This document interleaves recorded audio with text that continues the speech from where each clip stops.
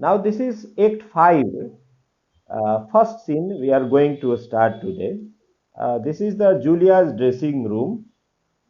As we have already observed, Julia has sent a letter to Falkland asking for his arrival to meet her so that she may reconcile with him and talk to him.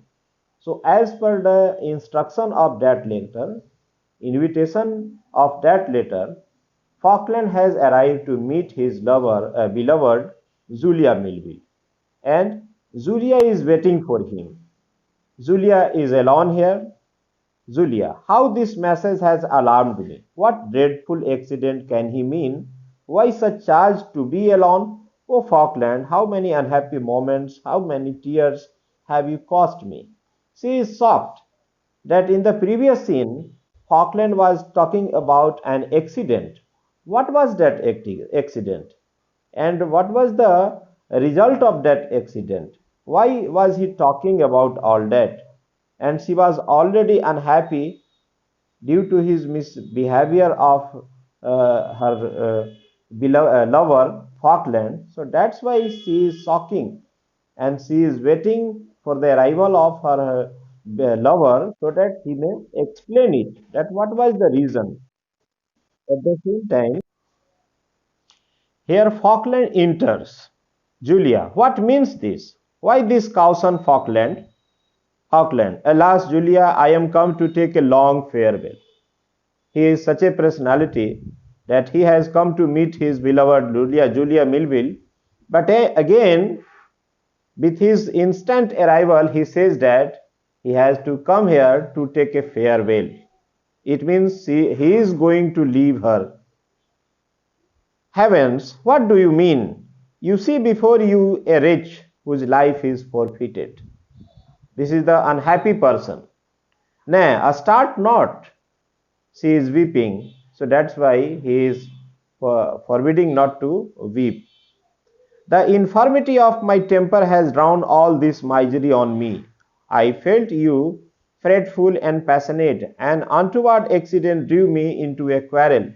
The event is that I must fly this kingdom instantly. Oh, Julia, had I been so fortunate as to have called you mine entirely before this mischance had fallen on me, I should not so deeply dread my banishment.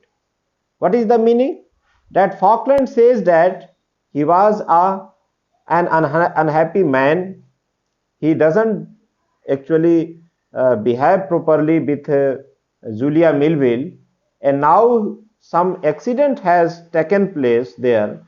So that's why he is compelled to leave this kingdom, leave this place.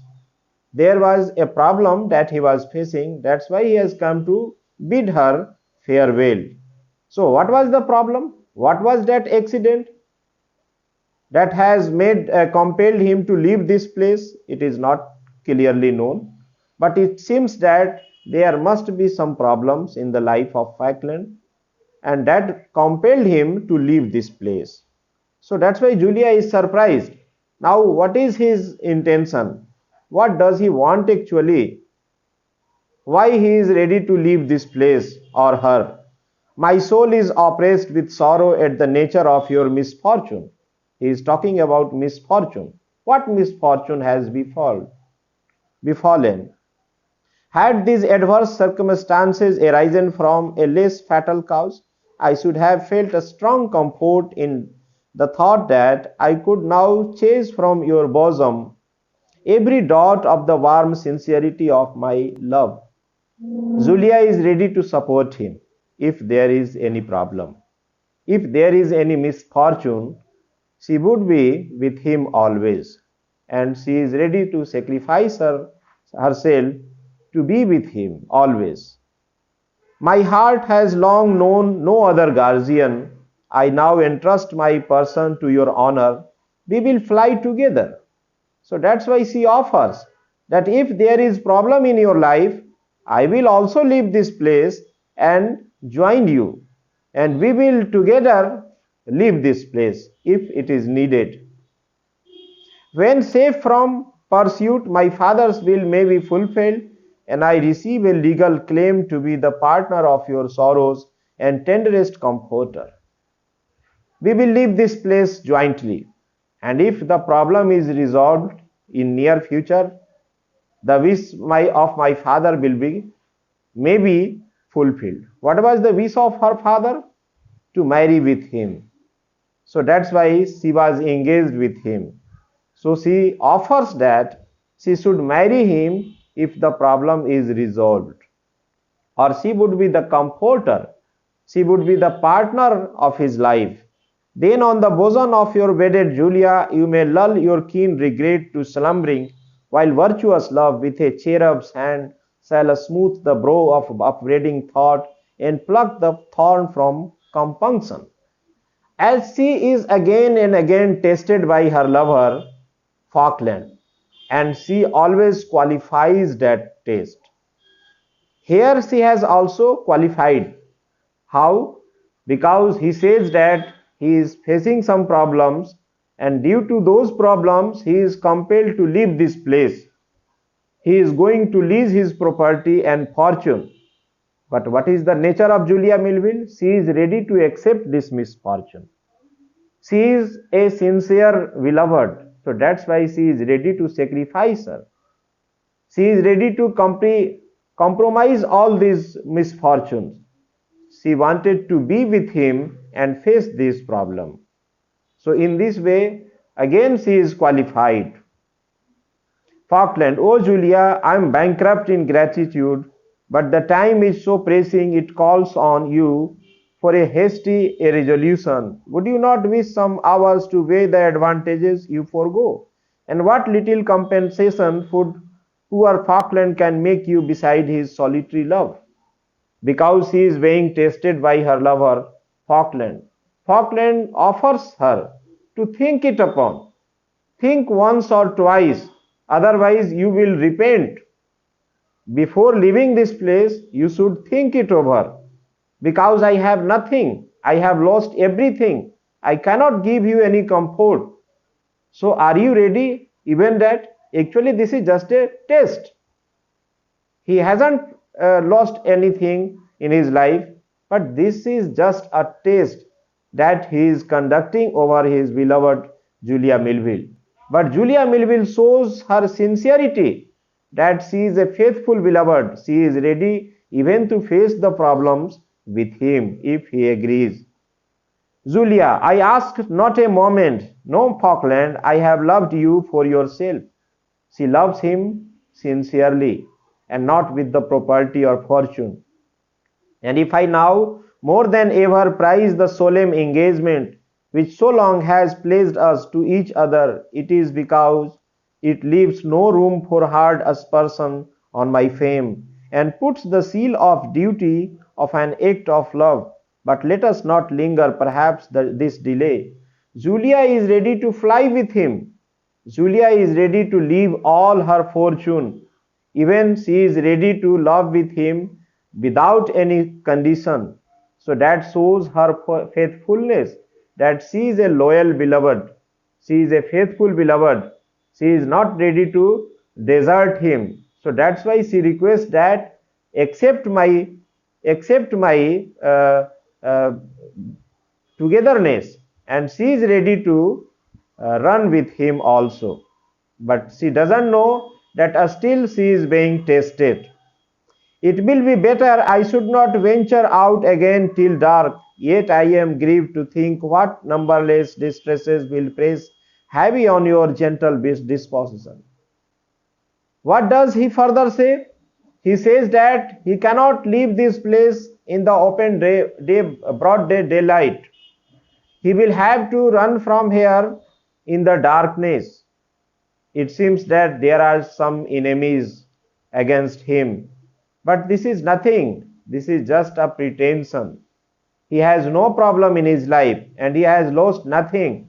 But he is just showing that the problem is going to come upon him. Yet am I grieved to think what numberless distresses will press heavy on your gentle disposition. And you are a soft lady.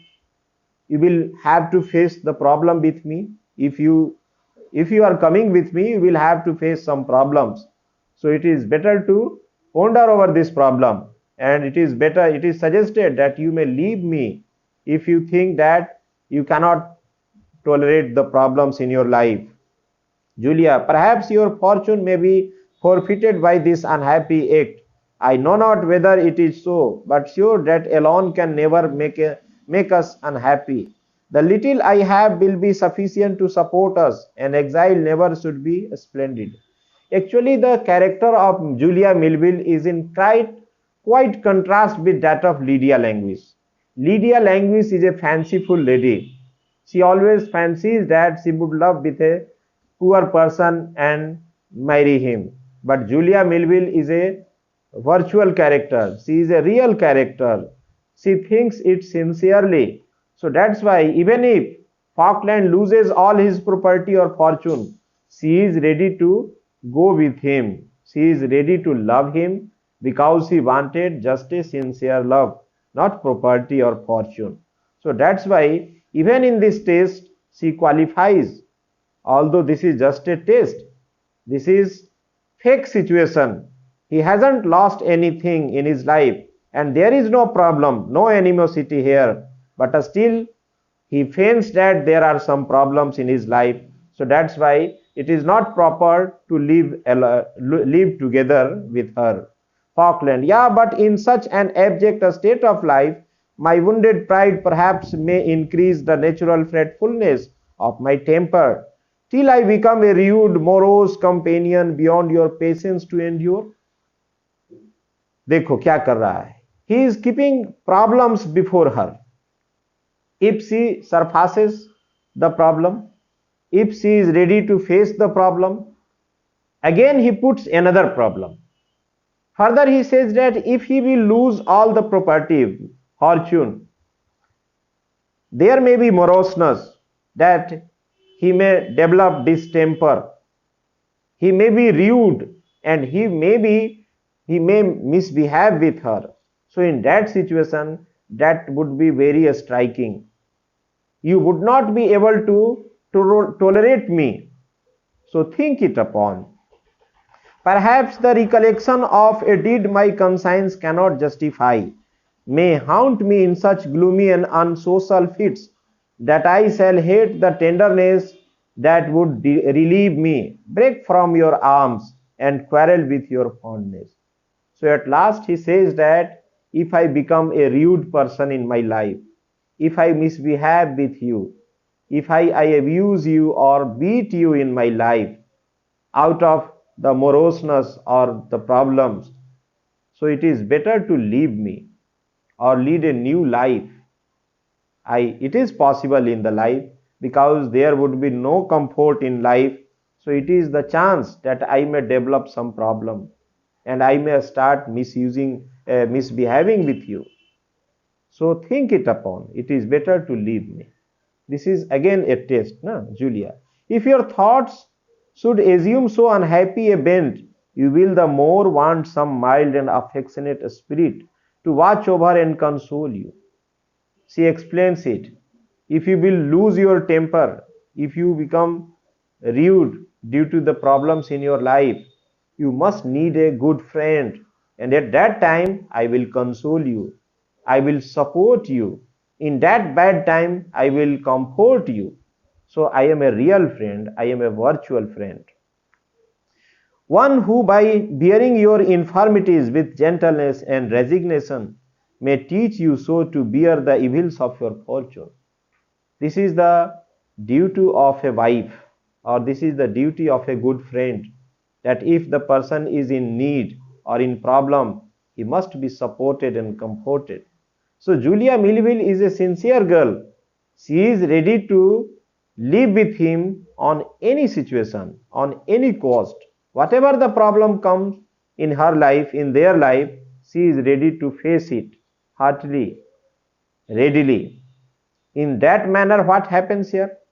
Actually, Falkland is not able to test her. All the tests she is ready to qualify. Julia, I have proved you to the quick, and with this useless device I throw away all my doubts. How shall I plead to be forgiven this last unworthy effect of my restless, unsatisfied disposition? Now he explains that actually this is nothing, this is just fake situation. I was just testing you. I wanted to confirm it that you are a sincere beloved or not. Actually, I was making drama. I was testing you. That's why I was doing all that. So again he was testing, and now he clarified it before her. So there is chance that he may be distressful. Julia, has no such disaster happened as you related? She is surprised and shocked. That was not the situation. You haven't lost anything. And it was just a fake situation that you were relating. You were talking about that you have some problems in your life, that you have to flee from here, and there is no alternative. So this was all just a fake situation. Again she is unhappy with the behavior of Falkland, that she was always a sincere lady, but she was always tested. She was always in probation by her lover Falkland. I am ashamed to own that it was all pretended. This situation was not real. It was just a pretension. He wanted to test her. Yet in pity, Julia, do not kill me with resenting a fault which never can be repeated, but a sealing. This once my pardon, let me tomorrow in the face of heaven receive my future guide and monitress and expiate my past folly by years of tender adoration. Now he is sorry that he tested her. It was a fake situation that all about he was talking. And now he is repenting that again he distressed her. So now he is sorry and ready to love and marry her if she is heartily ready. It means in all the tests Julia has qualified. It seems it is now clear, crystal clear, that she is a sincere lover, that she should be loved and married. That was the point raised by Falkland. But Julia is reacted that actually this is just a deceit, that again and again she is being tested by her lover Falkland. What type of person is this, that always he tries to test me, test my fidelity? Hold, Falkland, that you are free from a crime which I before feared to name. Heaven knows how sincerely I rejoice. There are tears of thankfulness for that, but that your cruel doubt should have urged you to an imposition that has wrung my heart gives me now a pang and more keen than I can express. She is very sorry because of this misbehave by Falkland, that Falkland always tested her, although she has already qualified his different test, but and again he is intended to test her fidelity. So that's why she is fed up with this behavior, that she was tested again and again. So now she is unhappy here. By heavens, Julia, now Falkland is repenting that she was a sincere girl and always he has developed some suspicions about her and he always tested her. It was a wrong behavior. Yet hear me, my father loved you, Falkland. No, actually Falkland was respected by her father. And you preserved the life that tender parent gave me. And Julia Melville was saved by Falkland. In his presence I placed my hand, joyfully placed it. Placed it means I was ready to accept you as my future husband, joyfully. Where before I had given my heart, I loved you always. When soon after I lost that parent, it seemed to me that Providence had in Falkland shown me whither to transfer without a pause my gratefully duty as well as my affection. Hence I have been content to bear from you what pride and delicacy would have forbid me from another. I will not upbraid you by repeating how you have trifled with my sincerity. She is shocked that her father always respected him, and she was engaged with him only by the wishes of her father. and now she has lost her father. Father is no more. And with full confidence and faith, she has been engaged with him, but she was always tested. And now she was happy that she has found her husband in Falkland. But Falkland is such a character that he was never confident in his love, and he was always suspicious about the character of Julia Melville. So that's why she is very sorry. Even her pride was hurt, and that's why she is fed up with the behavior of Falkland, and she is not ready to reconcile with him. Falkland, I confess it all, yet here. Yes, it was the fact that he has tested her always, but he also loves her sincerely. But Julia Melville, now she is not ready to accept all that. Again, she is fed up. After such a year of trial, trial means test. You always tested me, tested my fidelity, tested my faithfulness, although I qualified every time. But this is just a drama. I might have flattered myself that I should not have been insulted with a new probation of my sincerity, as cruel as unnecessary. There was no meaning of this probation. Probation means time of testing. So you always kept me in probation that was unnecessary. There was no meaning of this probation. If you loved me sincerely, that was enough. But you always tested me. I now see it is not in your nature to be content or confident in love. It seems that you are not sincere in love. It seems that you are not confident in your love. With this conviction, I never will be yours. And it seems that I am not going to marry you. I am not going to be with you. While I had hopes that my persevering attention and unreproaching kindness might in time reform your temper, I should have been happy to have gained a dearer influence over you. I always waited that you would correct yourself, but there is no effect. But I will not furnish you with a licensed power to keep alive an incorrigible fault at the expense of one who never would contend with you. Nobody will be happy with you. You are such a person. You were never confident in love. So you are a suspicious person. You will not be happy in your life, and nobody will be happy with you also. Falkland. Nay, but Julia, by my soul and honor, if after this Falkland now says that now he will not test her later. Now this was last time, and he is very sorry. But one word more, as my faith has once been given to you, I never will bear. So Julia replies in that way that, but one word more, as my faith has once been given to you, I never will barter it with another. She has loved once in her life, and if she loses Falkland, she will never love with another person. So she is not going to replace him ever in her life. As my faith has once been given to you, I never will barter it with another. I shall pray for your happiness.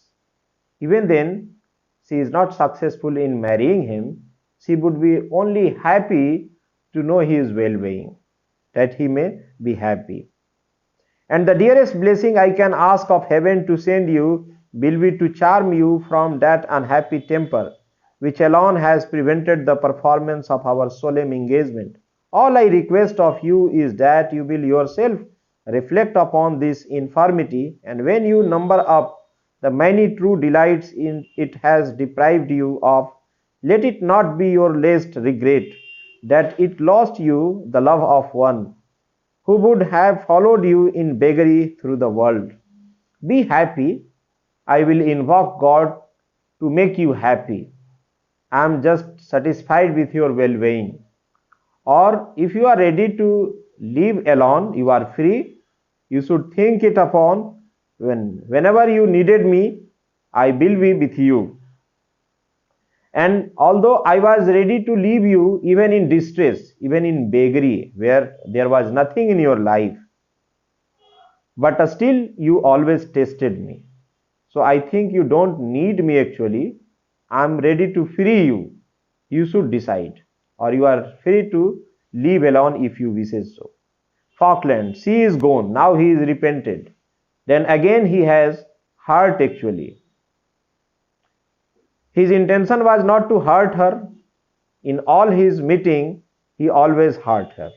There was an awful resolution in her manner that riveted me to my place. O fool, dolt, barbarian, cursed as I am with more imperfections than my fellow wretches, kind fortune sent a heaven-gifted cherub to my aid, and like a ruffian I have driven her from my side. Now Falkland is repentant that she has received a fairy in his life. She was just a cherub, Harista, but she has disturbed her. She has driven her out of his life. So that's why he is repentant. That again she is unhappy and she left him. I must now haste to my appointment. Well, my mind is tuned for such a scene. I shall wish only to become a principal in it, and reverse the tale my cursed folly put me upon forging here. O love, tormentor, fiend, whose influence, like the moon's acting on men of dull souls, makes idiots of them, but meeting subtler spirits, betrays their course and urges sensibility to madness. Now exit. So again he is repented that he has hurt his beloved Julia Melville. She was a soft lady, she was tender in heart, and she was also a sincere beloved. She always loved him, but due to the over-tasting in his life, again he lost her, and now he was really disappointed that Julia Melville was going after leaving him. He was failed in his love. But at the same time, this is just a dramatic scene. Lydia, maid comes and informs that Lydia is coming. My mistress, ma'am, I know, was here just now perhaps. She is only in the next room. So Lydia has come here to meet her cousin Julia Melville. Hi ho, though he has used me so, this fellow runs strangely in my head. I believe one lecture from my grave cousin will make me recall him. Lydia Languis has arrived here. Why? The intention of her arrival is to discuss some problems. What was the problem in her life? The problem was that she fancied to love a poor person and marry with him, but falsely she was engaged with a person named Beverly, and Beverly was no one but Captain Absolute. Although he is a good person, she likes Captain Absolute, but because she has been deceived, Captain Absolute has made a drama like he was a poor person, just a ensign Beverly, and that's why she was in love with him. She liked him, but she was deceived. What to do here? So that's why, to take some suggestions from her friend Julia, she has come to meet her. But what is going to be happened here? Actually, Julia Melville is herself disappointed with the misbehavior of her lover Falkland. So she would be in that position that she will help her. Enter Julia. Lydia. Oh Julia, I am come to you with such an appetite for consolation. Why she has come? She has come to receive some consolation, because she was unsuccessful in her love, as she has fancied in her life. Lud, child, what's the matter with you? You have been crying? I will be hanged if that Falkland has not been tormenting you. But she has come to discuss some problem with her. But she finds here that she was weeping. What was the problem? That rascal Falkland might have done something to you. He might have misbehaved with you. That may be the reason. She finds it that she was weeping. Julia Melville was not happy. So how can she suggest her? You mistake the cause of my uneasiness. Something has flurried me a little. Nothing that you can guess. aside, I would not accuse Falkland to a sister. देखो, Julia is a sincere girl. Although she is unhappy with the misbehavior of her beloved lover Falkland, but she is not going to mention the name of Falkland, that he is responsible for her problem. She completely hides it and says that Falkland was not the problem of her weeping. She was weeping due to some other reasons. Lydia, whatever vexations you may have, I can assure you mine surpass them. You know who Beverly proves to be? Because the fact was not told to her. So that's why now she is asking about her own problem. That she has a major problem in her life. Do you know who was Ensign Beverly? That was her problem. Julia, I will now own to you, Lydia, that Mr. Falkland had before informed me of the whole affair. Had young Absolute been the person you took him for, I should not have accepted your confidence on the subject without a serious endeavor to counteract your caprice. Julia Melville is known to all the thing. Why? Because Falkland has informed her about the trick of Captain Absolute, that she loved Ensign Beverly. Ensign Beverly was none but Captain Absolute, the friend of Falkland. And this was all a trick of Absolute, Captain Absolute, to be as a poor person to love or marry Lydia Languis. So that was everything was informed, intimated to her, Lydia. So then I see I have been deceived by everyone, but I don't care, I'll never have him.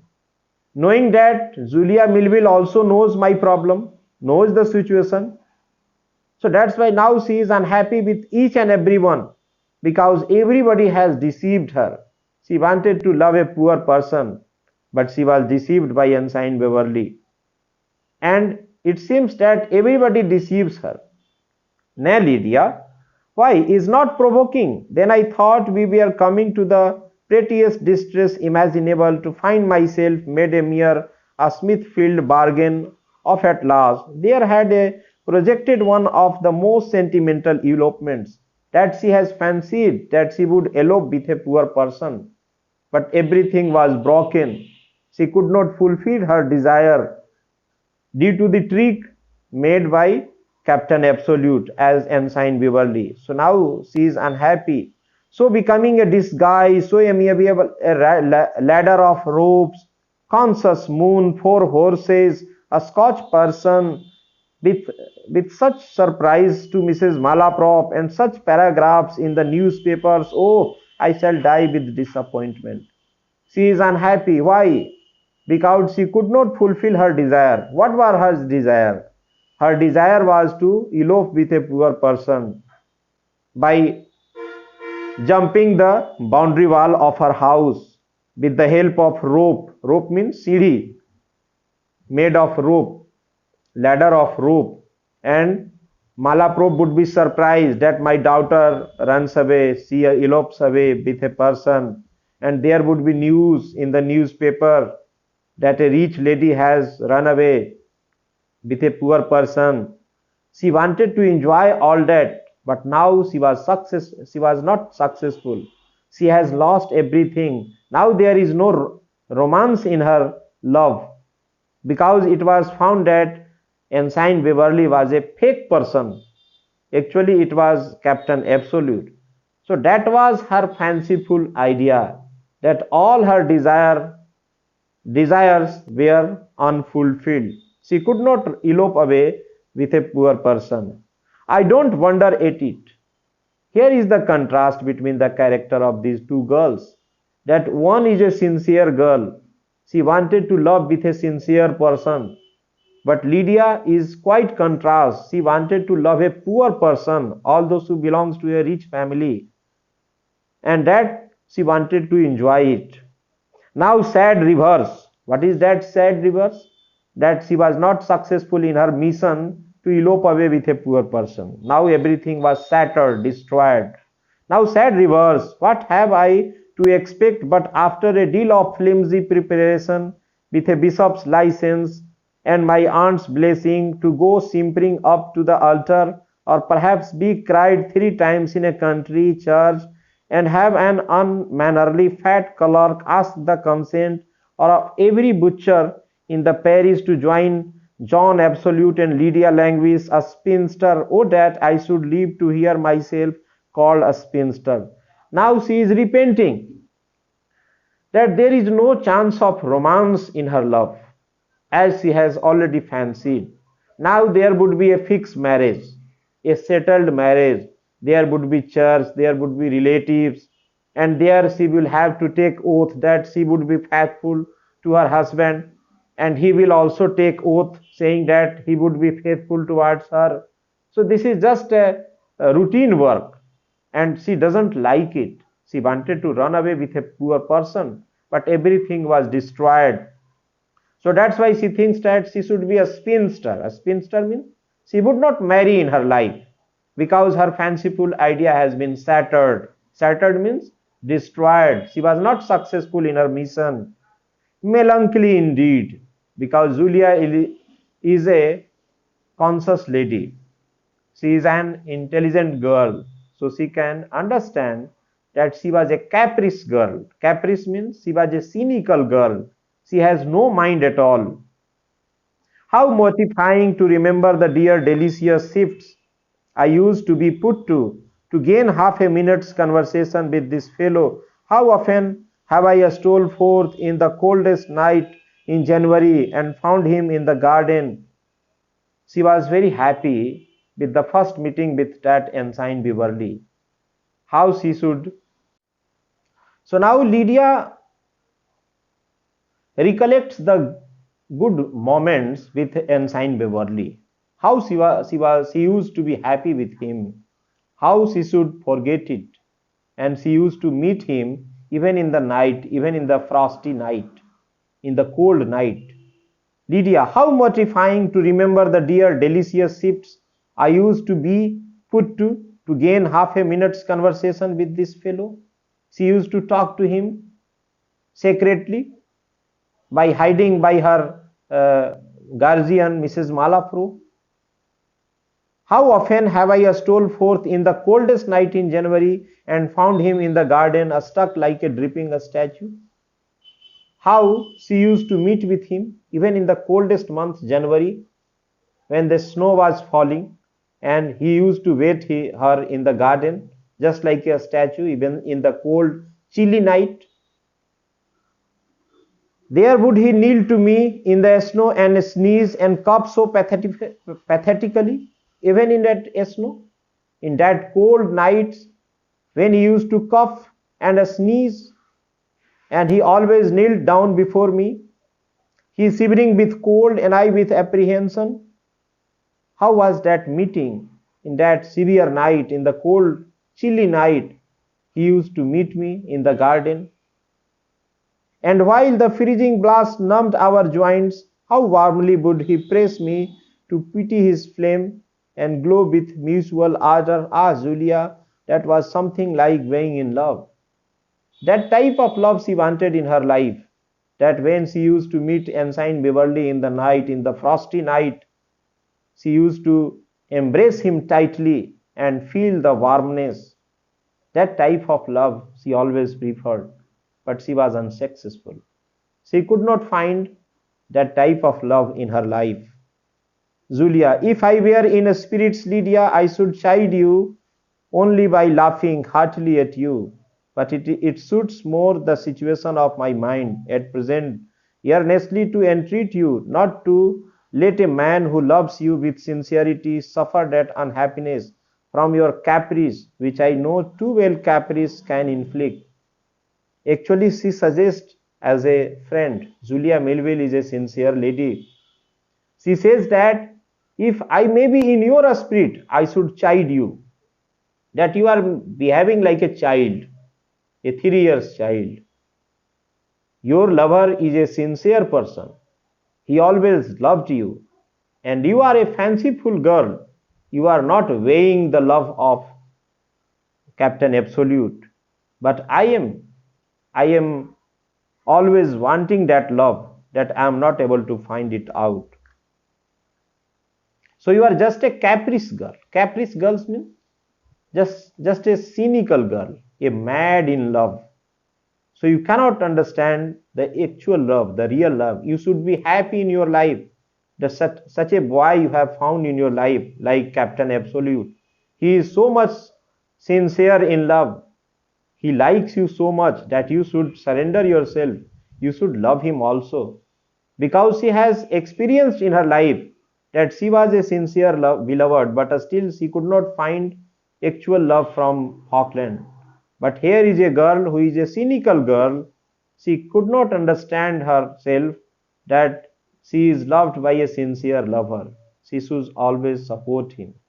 Lydia, oh Lord, what has brought my aunt here? While they were talking about all this, at the same time there comes Mrs. Malaprop, Fagg and David. What may be the problem? Why they have come here? Now both are astonished at the arrival of this person. While they were talking about their own love, she was talking about the love of her lover Falkland, and she was talking about Ensign Beverly, who was actually Captain Absolute. At the same time, these people come here. What was the problem? Mrs. Malaprop. So here is fine work, here is fine suicide, parasite, and simulation going on in the fields, and Sir Anthony not to be found to prevent the antistrophe, because she is Malaprop. She always misapply the words where she wanted to say something else, but she said something else. So she is very terrified. She has come to inform Sir Anthony that there is something very dangerous going to happen in the field. Some people are there with sword and they are going to fight with them. What is the situation? What is the information? This information is about the duel between Captain Absolute and Bob Acres. So that's why she is terrified and she wanted Sir Anthony to stop it. Julia, for heaven's sake, madam, what's the meaning of this? Julia is surprised that what is the matter? Why these people have come here and what are they are talking of? Malaprop, that gentleman can tell you it was he enveloped the affair to me. She is so much excited or terrified, Mrs. Malaprop, that she is not in a position even to describe the situation. That what is the matter? Why she is so much terrified? Lydia to Fagg, so sir, will you inform us? So what is the problem? Lydia asked about the servant, Fagg. Ma'am, I should hold myself very deficient in every requisite that forms the man of breeding if I delayed a moment to give all the information in my power to a lady so deeply interested in the affair as you are. Lydia, quick, be quick, sir. Actually, he is a servant. So with respect, he was describing the matter, but she wanted to make it disclose as soon as it is possible. True, ma'am, as you say, one should be quick in divulging matters of this nature, so should we be tedious. Perhaps while we are flourishing on the subject, 2 or 3 lives may be lost. So that is the matter, that there are some people who are fighting among themselves. If we could not stop them, there is chance that some people may be murdered. They may be killed. Oh, patience, do ma'am, for heaven's sake tell us what is the matter. Lydia is astonished that actually what is the matter? Who is the person who is fighting? Mrs. Malaprop. Why, murders the matter, slaughters the matter, killings the matter, but he can tell you the perpendiculars. Murder is going to happen there. Killing is going to happen there. This person will inform you in detail that what is the matter. What is the matter? I think you know. No? That duel has been fixed. With whom? This duel was proposed to between Bob Acres and Captain Absolute. Not Captain Absolute actually. It is Ensign Beverly. But the fact is that Ensign Beverly is a fictitious character and he is no one but Captain Absolute, his friend. So Bob Acres is not known to this. They are now gathering there in the field in that where the fight is supposed, and that's why they have come to inform Sir Anthony and others to stop this fight. Still, Lydia is unable to know that who is that person that who is going to fight. Then, Prithee sir, be brief, shortly explain me what is the matter. Why then, ma'am, as to murder, I cannot take upon me to say, and as to slaughter or manslaughter, that will be as the jury finds it. But who, sir, who are engaged in this? Lydia asked it, that who is the person behind?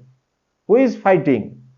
Faith, ma'am, one is a man, young gentleman, whom I should be very sorry anything was to happen to a very pretty behaved gentleman. We have lived much together and always on storms. Hag is informing, imparting information to Lydia Languis that there is a gentleman who is going to lose his life. Who is this person? His master, the lover of Lydia Languis. Lydia, but who is this? Who? She wanted to know it immediately, that who is that person? My master, ma'am, my master. I speak of my master. Actually, it is my master, Captain Absolute, who is going to fight with another rival of you. Heavens, what? Captain Absolute? She is astonished to listen the name, that the same person who has deceived her as Ensign Beverly, he is fighting with another person. But who are with him, sir? With whom he is fighting? As to the rest, ma'am, this gentleman can inform you better than I. Now he proceeds. Now he says that this person will explain it. Julia to David, do speak, friend. David, looky, my lady, be the mass. There is mischief going on. Folks don't use to meet for amusement with firearms, firelocks, fire engines, fire screens, fire office, and the devil knows what other crackers beside. This, my lady, I say, has an angry favor. David explains the problem, explains the matter, that your lover is going to fight with another person. And do you know what will be the result? Where there is firearms, there are weapons. The weapons are only made to kill the person. So they are going to fight and they are going to be destroyed. Julia, but who is there beside Captain Absolute, friend? My poor master, under favor for mentioning him first. You know me, my lady, I am David, and my master, of course, was Squire Akers, Bob Akers, his master is.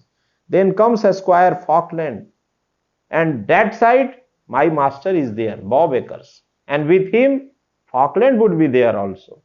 So these are the person who are going to fight among. What is the reason? Not known. They are going to fight and they are going to be killed.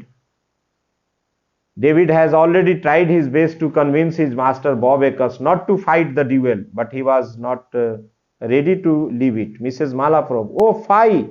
It would be very inelegant in us. We should only participate things, not participate. Her intention was to stop this fight anyway, otherwise they would lose their life. Ah, do, David says, Mrs. Aunt, save a few lives. They are desperately given, believe me, above all. There is that bloodthirsty Philistine, Sir Lucius O'Trigger. David informs further, requesting Mrs. Malaprop, please stop this fight. Please stop this duel, otherwise some lives will be lost. You may stop it, because there is a person, very bloodthirsty person, Sir Lucius O'Trigger. Who was Lucius O'Trigger? The lover of Mrs. Malaprop. She knows it very well. Sir Lucius O'Trigger. Sir, Mrs. Malaprop is astonished to listen the name, that her lover is also there. Oh mercy, have they drowned poor little dear Sir Lucius into the escape? Why, how thus you stand, girl? You have no more feeling than one of the Derbyshire putrefactions. Now she is astonished of the name, to listen that even her lover is also fighting. So this must be stopped, otherwise she would lose her lover also. Lydia, what are we to do, ma'am? Madam, what should be done now? What can we do in that situation? Mrs. Malaprop. Why? Fly with the utmost felicity, to be sure to prevent mischief. Fair friend, you can show us the place. Now Malaprose is clear that why she was terrified. She wanted to stop it, and now they should go to the site of duel and they should try to stop this duel. Otherwise, few lives will be lost. If you please, madam, I will conduct you. David, do you look for Sir Anthony? Now they are ready to support them. They will lead this person to the site where the duel is going to be conducted. Mrs. Malaprop, come girls, this gentleman will exhort us. Come sir, you are our envoy. Envoy means convoy actually, leader. Lead the way and we will proceed. Actually, these are some misappliance of words. The meaning is that these two servants, Fag and David, they will support them to reach out the place where the duel is going to happen. Fag, not a step before the ladies for the world. Be fast. So now they are leading and they are also finding Sir Anthony so that this duel may be stopped. Mrs. Malaprop, you are sure? You know the spot? She wanted to fix it, know it, that whether they know the place where this duel is going to happen. Fag, I think I can find it, ma'am. And one good thing is we shall hear the report of the pistols as we draw near, so we can't well miss them. Never fear, ma'am, never fear. So in that way they are going. That they are going there, they are reaching there on the spot where the duel is going to happen. They can't miss it because there is pistols. With the sound of the fire, they will locate the place where the duel is going to happen. So now they are desperate to stop this duel. If the duel starts, there is chance that Captain Absolute, because he was already disappointed with the failure of his love, he may kill someone else or he may be killed in disgust. So this duel must be stopped. Sir Anthony, with the help of others, they are going to that site where the duel is going to happen. They would stop this and they would save the lives. So in that way, the first scene ends here.